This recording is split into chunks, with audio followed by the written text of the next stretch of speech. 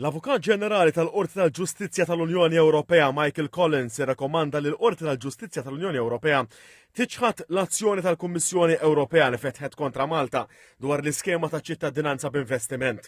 L-iskema li ġiet aġġornata fl-2020 tippermetti li l-investituri barranin japplikaw biex jingħataw iċ-ċittadinanza wara li jissodisfaw għadd ta' kundizzjonijiet l-aktar marbuta ma' rekwiżiti finanzjarji.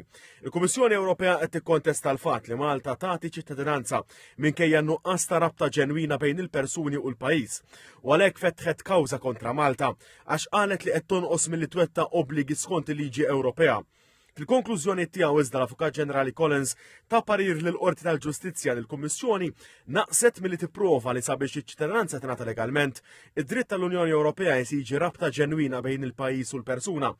Għal li f'din il-proċedura l-Kummissjoni Ewropea għandha tipprova li Malta ma sodisfax l-obbligi tagħha u ma tista' qatt tibbaża ruħha fuq ebda preżunzjoni.